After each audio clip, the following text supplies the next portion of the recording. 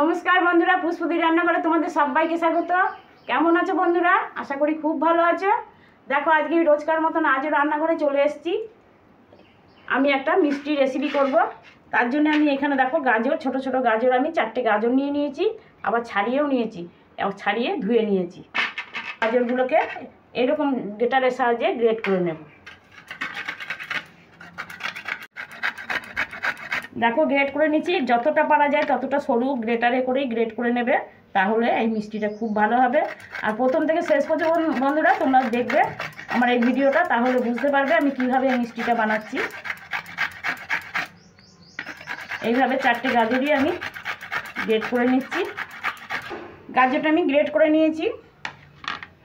এবার আমি কড়াইটা বসিয়ে দিচ্ছি, গ্যাসটা ধরিয়ে দিয়ে। কড়াইটা বসিয়ে দিয়েছি। এবার আমি সুজিটা একটু হালকা করে ভেজে নেব। এখানে আমার 150 গ্রাম সুজি আছে।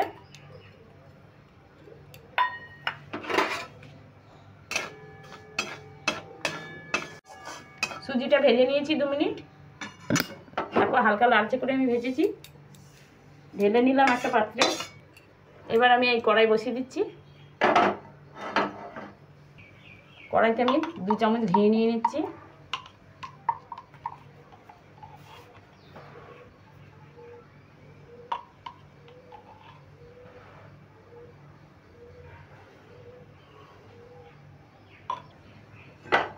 কড়াইতে একটু ছড়িয়ে নিলাম ঘিটা।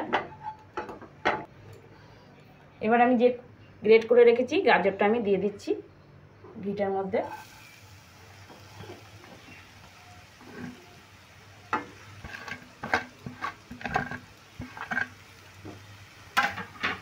এবার আঁচটা মিডিয়ামে রাখবে।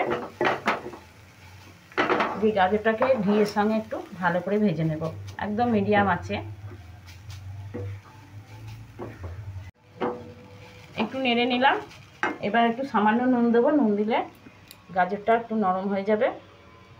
খুবই সামান্য দেবো, মিষ্টি জিনিসে একটু নুন দিলে মিষ্টিটা বেশ ভালো হয়।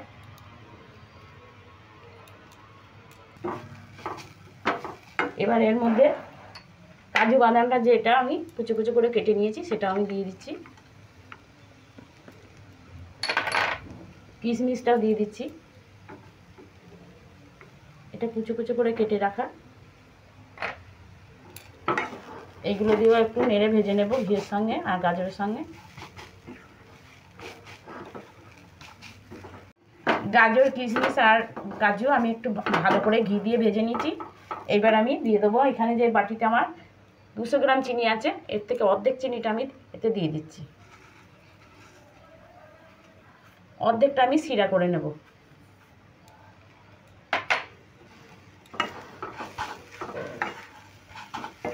চিনিটা দিয়েও গাজরের সঙ্গে খুব ভালো করে নেড়ে নিচ্ছি।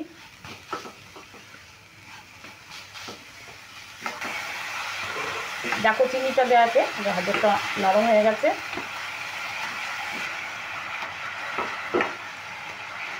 এবারে ভেজে রাখা সুজিটা আমি দিয়ে দিচ্ছি।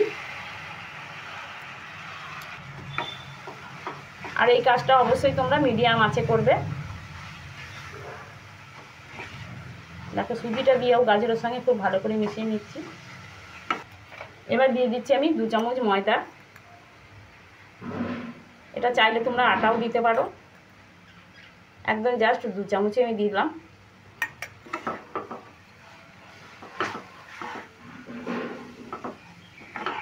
ময়দাটা দিয়েও ভালো করে নেড়ে চেড়ে নিলাম। এবার আমি দুধ দিয়ে দেবো। এটা আমার লিকুইড দুধ, জাল দিয়ে রাখা ছিল। দুধটা দিয়ে দিচ্ছি, ডোটা বানিয়ে নেব।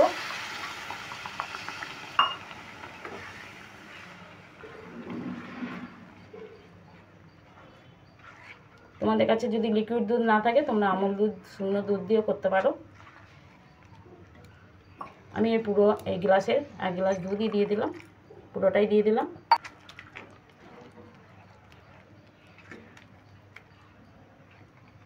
এইভাবে নেড়ে আমি একটা ডো তৈরি করে নেব।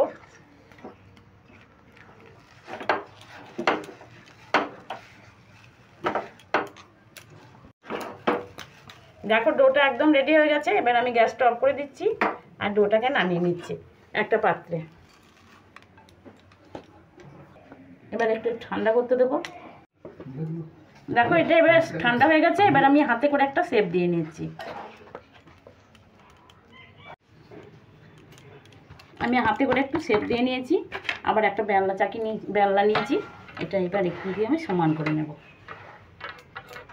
তাতে করে হবে কি পুরোটাই সমান হবে।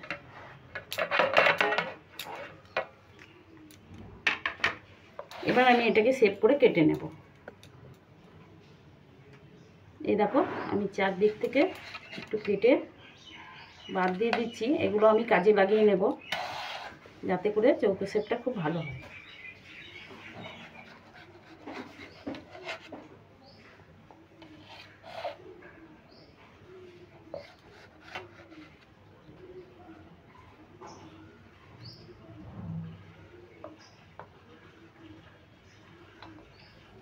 এখন আমি সাইডে রেখে দিচ্ছি। এগুলো আমি কাজে লাগিয়ে নেব।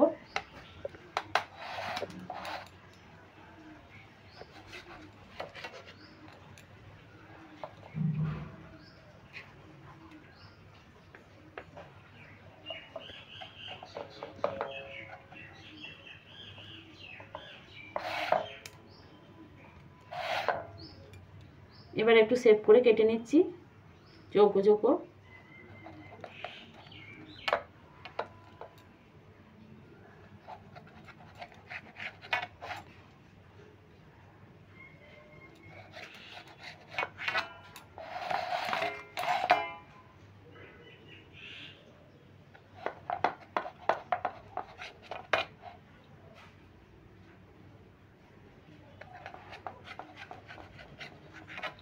এইভাবে আমি রেখে দিচ্ছি। আমি খানিকক্ষণ পরে এটা তুলে নেব। এখন আমি করব শিরা তৈরি করে নেব একটা। এই বাটিটার আমি হাফ বাটি চিনি দিয়েছি। এখানে আমার 100 গ্রাম চিনি হবে।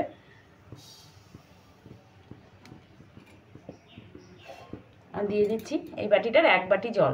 হাফ বাটি চিনির জন্য 1 বাটি জল।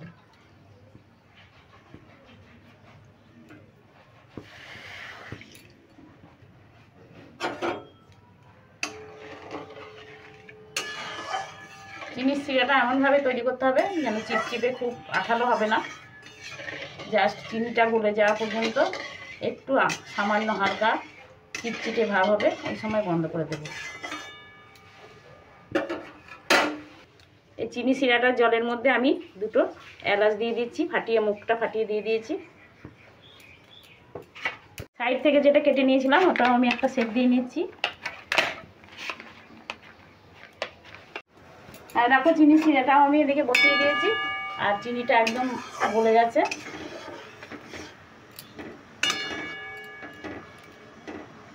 দেখো একটু সামান্য আঠালো আঠালো হয়েছে। এই সময় আমি গ্যাসটাকে অফ করে দিচ্ছি। এবার আমি কড়াইতে তেলও বসিয়ে দিয়েছি। এবার এগুলো আমি ভেজে নেব। দেখো তেলটা খুব ভালো গরম হয়ে গেছে। একদম আঁচটা মিডিয়াম রেখে এটা ভেজে নিতে হবে। আমি দিয়ে দিচ্ছি এগুলো ভেজে নেওয়ার জন্য।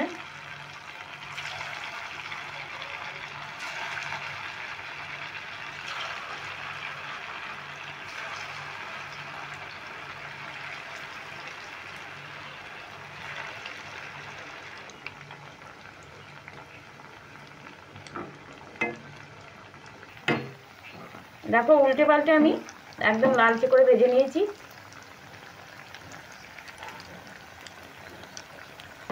এবার আমি তুলে নেব।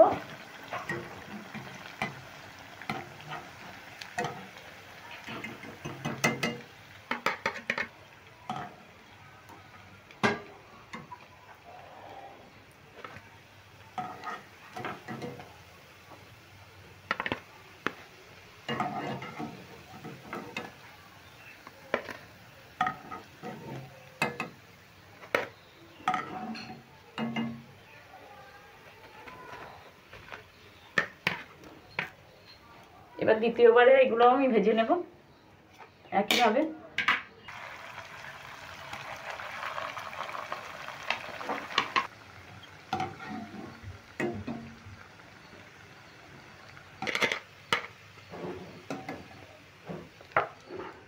এবার এদিকে আমি যে শিরাটা করে রেখেছি এবার ঢাকাটা খুলে নিচ্ছি। এবার একটু শিরাটা ঠান্ডা হয়ে গেছে, একটু আমি এবার গ্যাসটা ধরিয়ে গরম করে নেব। এবার এই শিরার মধ্যে আমি এই মিষ্টিগুলো দিয়ে দেব।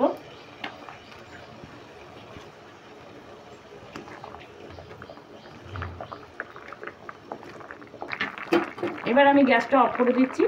খুব ভালোভাবে গরম হয়ে গেছে, ফুটেও যাচ্ছে। এবার আমি একটু উল্টে পাল্টে দেব। দেখো মনে হচ্ছে না একদম সর ভাজা। আমি এটার কোনো নাম এখনও দিই নাই, তবে আমি এই নামটা দিচ্ছি, গাজরা সুজি সর ভাজা।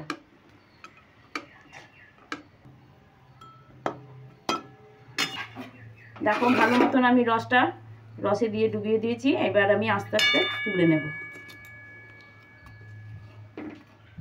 একটু একটু রস সুতো নিয়ে তুলে দিচ্ছি।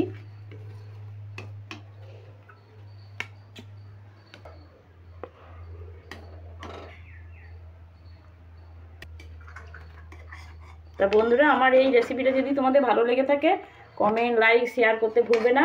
আর যারা এখনও সাবস্ক্রাইব করেনি তারা যেন অবশ্যই সাবস্ক্রাইব করে দেবে আমার চ্যানেলটাকে, আর পাশে থাকা বেল আইকনটা প্রেস করবে। আর এই রেসিপিটা কেমন লাগলো তোমরা যেন অবশ্যই কমেন্ট করে জানাবে আমাকে। ভালো লাগলেও বলবে, খারাপ লাগলেও বলবে। দেখো বন্ধুরা, গাজর আর সুজি দিয়ে আমার সর ভাজা একদম রেডি। আর দেখতে কত সুন্দর লাগছে দেখো, আর কত চটজলদি হয়ে গেল।